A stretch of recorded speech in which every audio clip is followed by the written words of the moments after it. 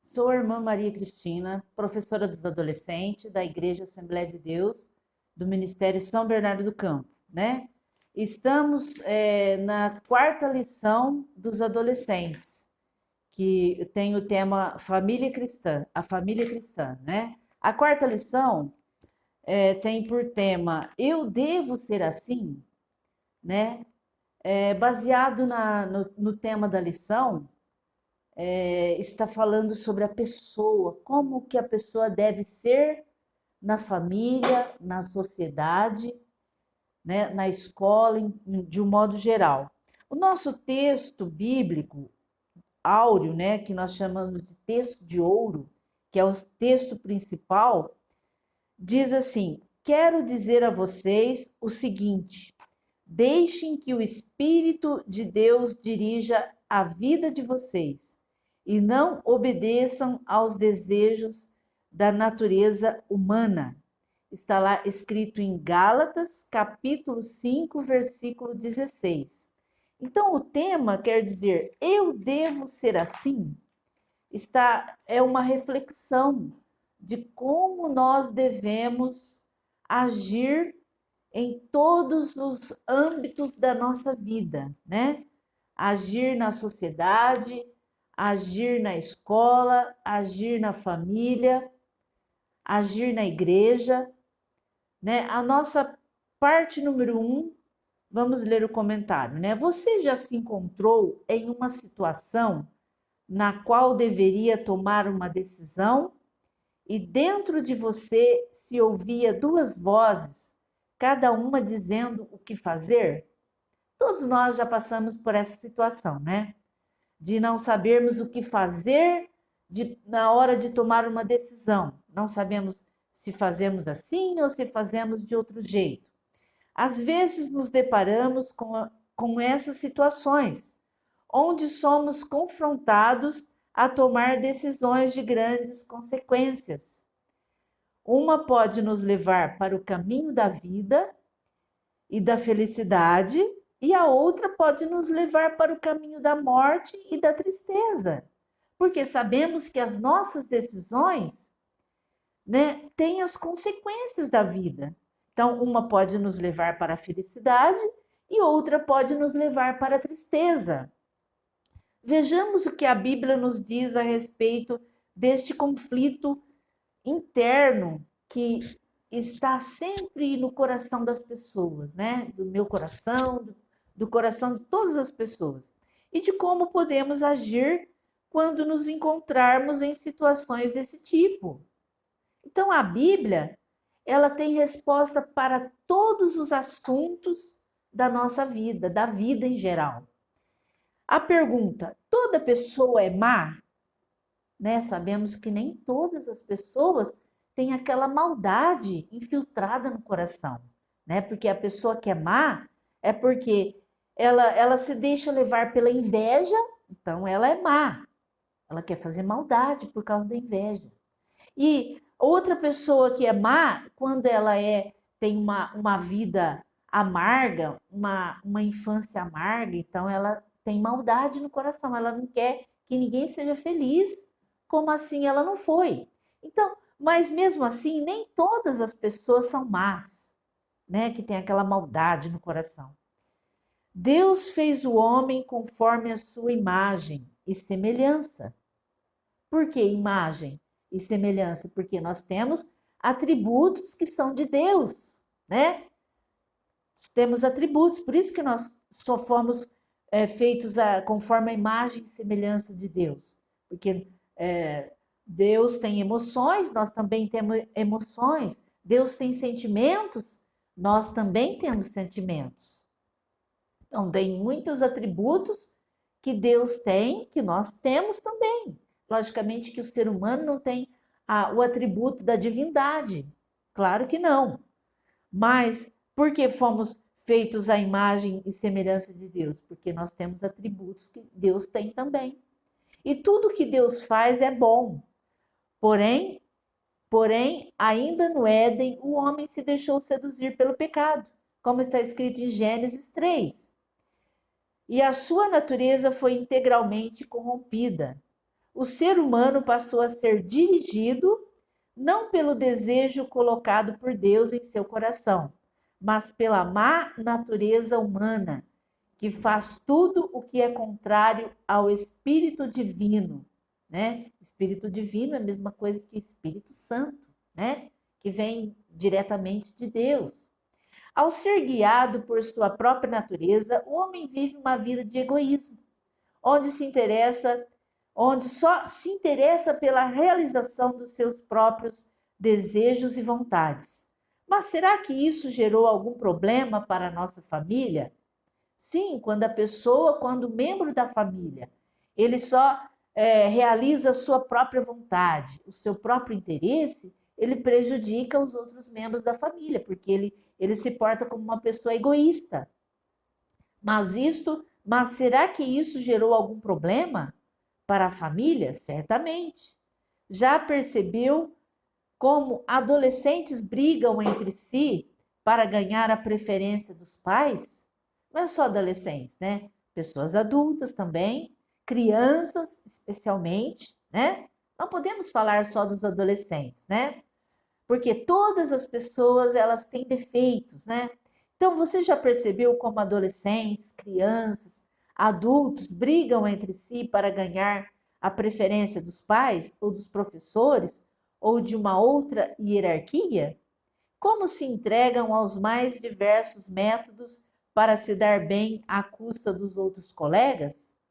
Isto me faz lembrar uma história que cabe nesse caso, né? A história de Esaú e de Jacó, que foram filhos de Isaac e de Rebeca, né? Com o objetivo de se darem bem em detrimento do outro, esses dois irmãos causaram uma enorme briga familiar, que os fez se distanciar por longos anos, né? Esses dois irmãos, eles ficaram distanciados por longos anos. E depois, por obra de Deus, por influência de Deus, por vontade de Deus, eles reataram a amizade. Mas eles são pais de grandes nações, né? Que significa também a nação de Israel e a nação árabe. Interessante pensar que os filhos de Esaú e de Jacó cresceram presenciando esta divisão familiar. Os filhos deles, né, cresceram presenciando a divisão que tinha na família e certamente foram influenciados por tal relação.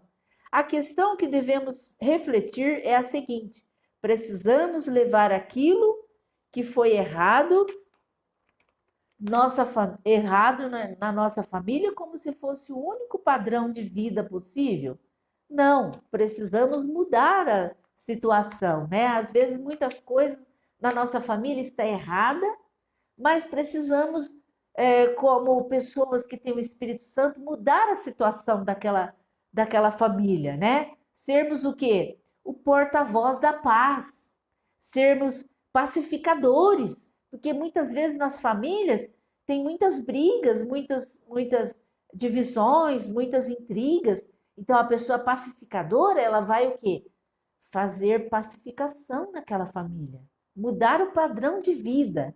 Isso é muito importante, né? Não ser uma pessoa que joga mais gasolina, vamos dizer, combustível para que pegue mais fogo naquela situação, né? Não podemos esquecer que o melhor padrão de família é viver o padrão de Deus. Afinal, não é Ele o nosso Criador? E o que constituiu a família, o que criou a família, né? Porque a família foi diretamente criada por Deus. Mas não se engane, para vivermos uma vida de acordo com os padrões de Deus, enfrentaremos diariamente uma luta contra os nossos próprios desejos. Porque na nossa carne, os nossos desejos, muitas vezes, eles não são a vontade de Deus. mas nós devemos lutar contra os nossos próprios desejos, né?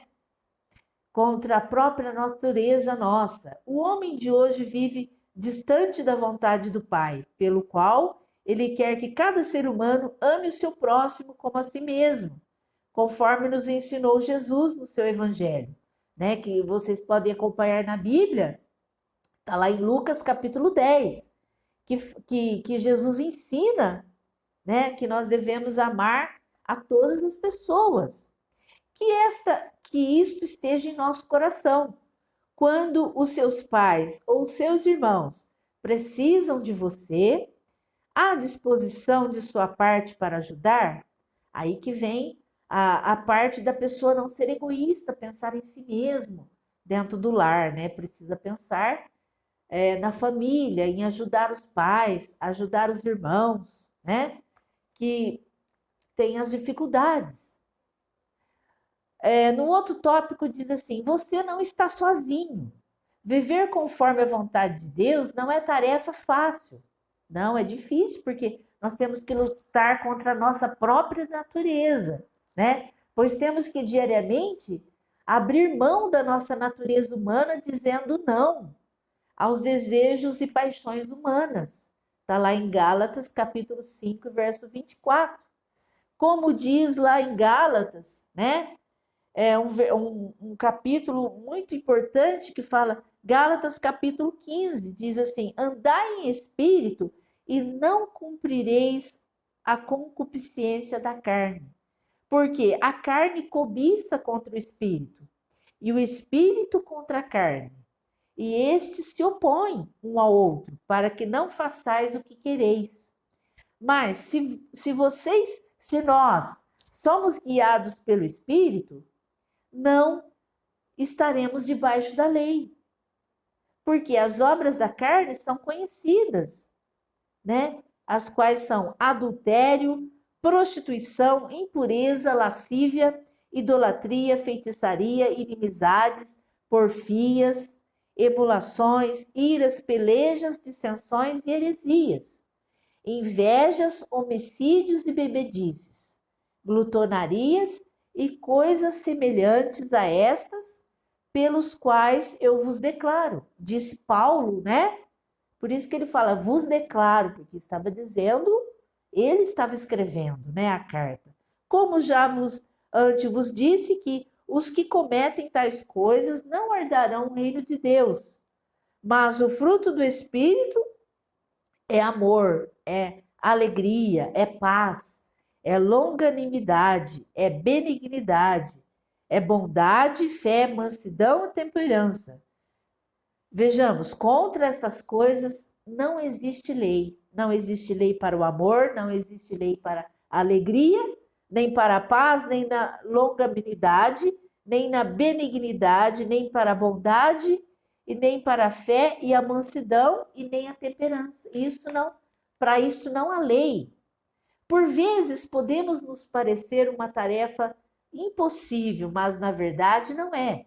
Isto porque não estamos sozinhos nesta luta. O apóstolo Paulo, que foi missionário, que foi o apóstolo que pregou o evangelho para os gentios, né, que não eram judeus, gentios, outras gentes que não eram judeus.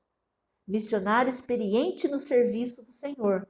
Também experimentou esse tipo de dificuldade. Ele disse assim, ó, na minha carne eu faço o que não gostaria de fazer, mas aquilo que faço não consigo fazer às vezes, né?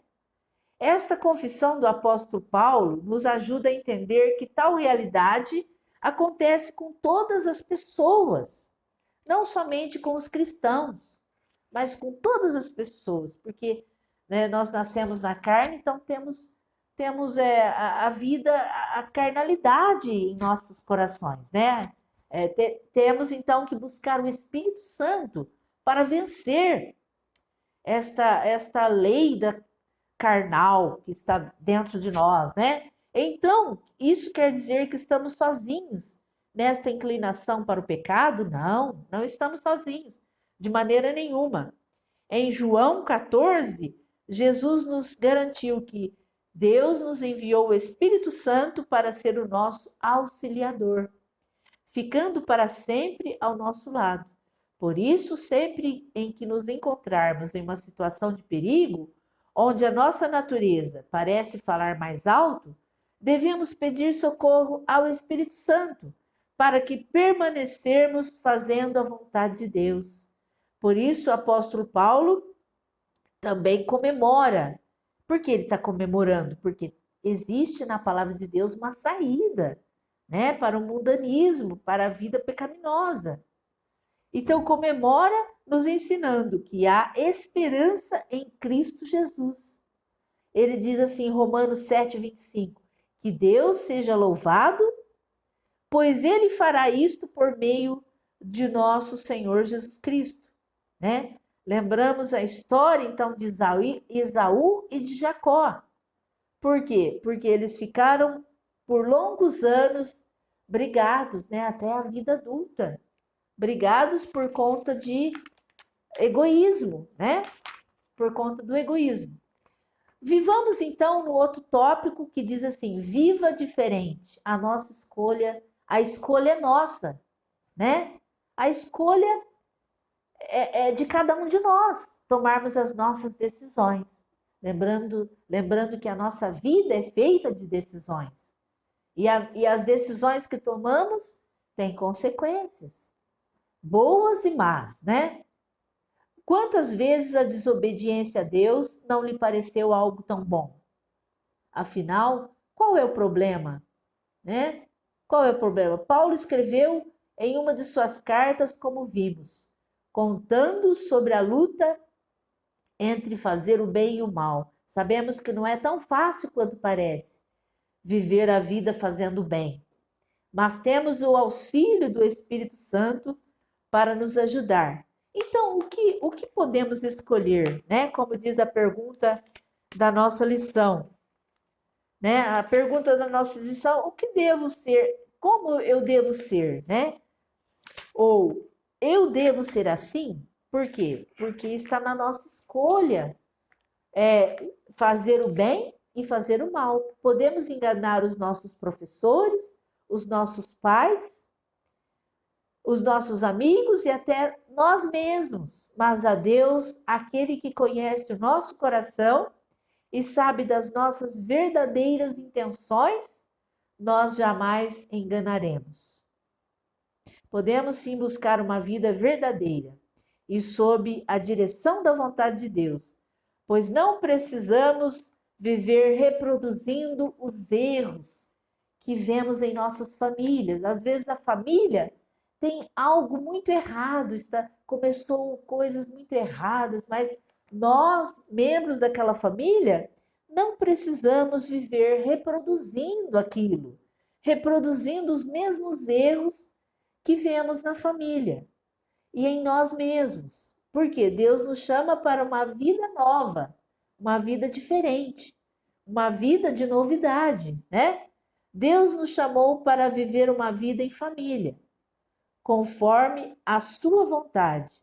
Afinal das contas, a escolha é nossa. Então, muitas vezes, um ponto que eu quero destacar bem, às vezes a nossa família tem algo muito errado ali, né? Coisas erradas, uma coisa, uma outra coisa, mas nós, com a ajuda do Espírito Santo, com a ajuda de Deus, nós podemos mudar aquela situação, né? Eu tenho experiência disso, de coisas que estavam acontecendo errada e eu, pela misericórdia de Deus, pude fazer alguma mudança naquela situação, né? É uma experiência própria minha. Conclusão desta lição: apesar da natureza humana se colocar contrária à vontade de Deus, ele nos enviou o Espírito Santo, que é o nosso consolador, pelo qual podemos viver uma vida diferente, seguindo a vontade divina. Não se deixe, então, levar pela natureza humana, mas se coloque na submissão, né, debaixo da vontade de Deus. E assim podemos mudar a nossa vida e a vida de outras pessoas também, da nossa família, pessoas que estão próximas de nós, na nossa convivência. Então, se nós estivermos na submissão, né, da vontade de Deus, nós podemos fazer milagres, né? Em nome de Jesus. Que Deus abençoe, né? Que os alunos possam acompanhar a sua lição, né, em casa, e até a próxima aula, se Deus nos permitir.